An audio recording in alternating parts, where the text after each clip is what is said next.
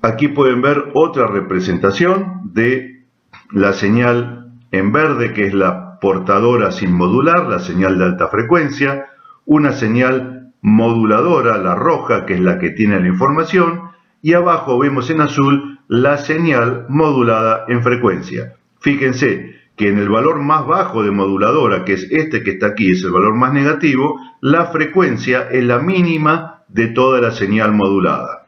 En este, que es el valor más alto, la máxima tensión de señal moduladora, tenemos la frecuencia más alta. Y en los valores intermedios, como puede ser este pico, tenemos una frecuencia más alta que en un valor negativo, pero más baja que en este valor que es más positivo, y así sucesivamente. Si van recorriendo la curva roja, la moduladora, van a ver que la frecuencia va cambiando según la amplitud que tenga esa señal moduladora en rojo. Y aquí pueden ver una representación de una señal moduladora, baja frecuencia, y cómo cambiaría una portadora en amplitud modulada y cómo cambiaría una portadora en frecuencia modulada para esta misma señal de información.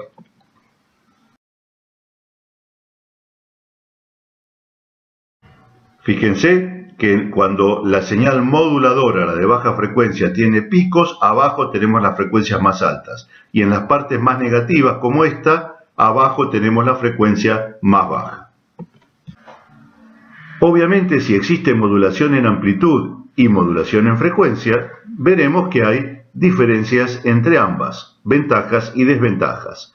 La ventaja de la amplitud modulada es que usa poco ancho de banda y es mucho menos complejo los circuitos para producirla y para recuperarla. La desventaja básicamente es el ruido, y esto tiene relación porque el ruido es una señal eléctrica que se suma a la señal que estamos enviando, tanto sea AM como FM.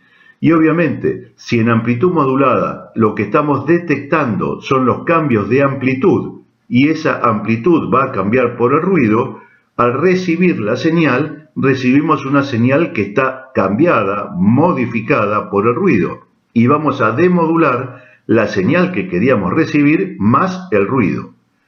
En cambio, en frecuencia modulada, la gran ventaja que tiene es la resistencia al ruido. ¿Por qué? Porque no vamos a detectar, no vamos a demodular cambios de amplitud, no nos importan los cambios de amplitud, nos van a importar los cambios de frecuencia, y el ruido no va a afectar a la frecuencia, va a afectar a la amplitud, cosa que no nos importará al demodular. Desventaja de la frecuencia modulada, obviamente ocupa mayor ancho de banda. ¿Por qué? Porque si queremos transmitir una señal moduladora con grandes cambios entre un valor máximo y un valor mínimo, esos cambios de amplitud se tienen que transformar en cambios de frecuencia. Por lo tanto, necesito un gran ancho entre la frecuencia mínima que voy a usar y la frecuencia máxima.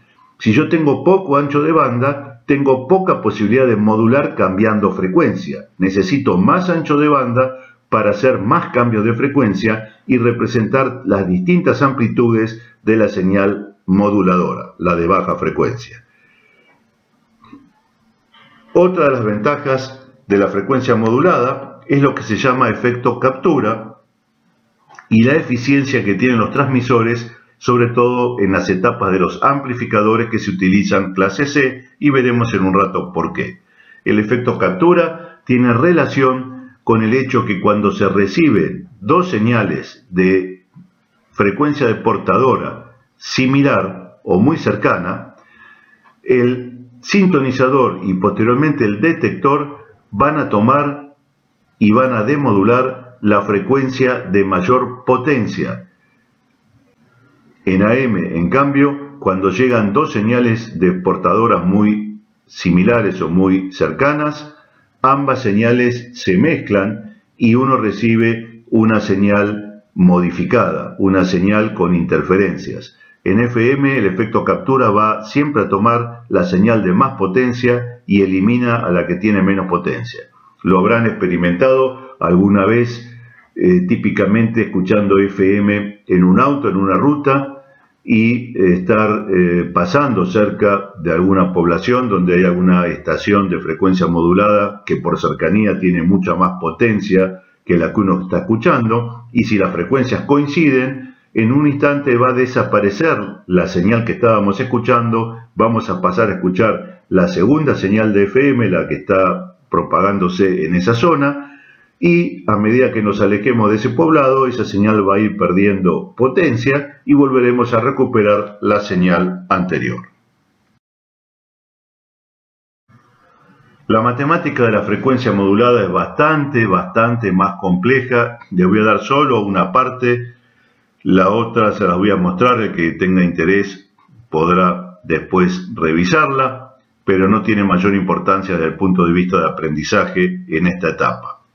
Sí recordarán que esto que está aquí arriba es la ecuación que representa a la portadora, a la tensión de la portadora en cada instante, por eso depende del tiempo, y estaba dado por el valor pico de la portadora por el valor angular dado por 2pi frecuencia de portadora por tiempo. Esto era la velocidad angular, omega, por el tiempo, producto de velocidad por tiempo.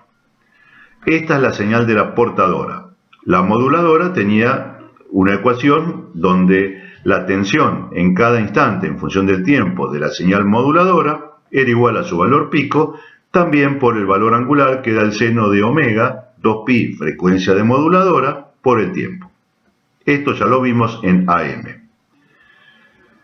La frecuencia de señal modulada, aquí a diferencia de AM, esta frecuencia cambia, no es una frecuencia fija, por eso aparece esta nueva ecuación. La portadora, que tiene esta tensión, va a tener una frecuencia de portadora, que no es constante. Esta es la frecuencia de la portadora sin modular.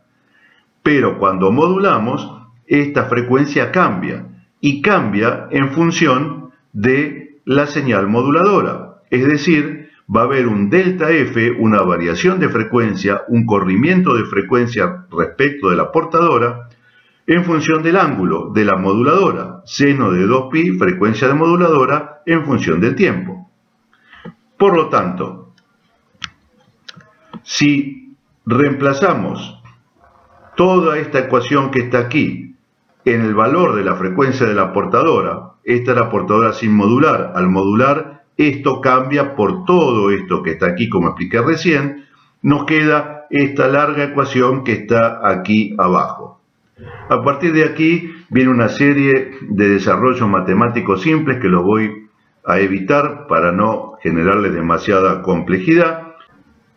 Esos cálculos similares a los que hacíamos en amplitud modulada, aplicando el teorema del seno, el teorema del coseno, todo ese desarrollo que ya les expliqué anteriormente, hace que pueda llegar en un momento a encontrar en la ecuación de la señal modulada en frecuencia este cociente. Y este cociente se llama índice de modulación. Y fíjense que es muy distinto al índice de modulación de AM. En AM nos importan los cambios de amplitud de la señal modulada. Por lo tanto, ese índice de modulación era el cociente entre la tensión de la moduladora y la tensión de la portadora. En frecuencia modulada, lo que nos importan son los cambios de frecuencia, y en esta ecuación, el índice de modulación sale, por lo tanto, como un cociente no de amplitudes, sino de frecuencias. ¿Y de qué frecuencias?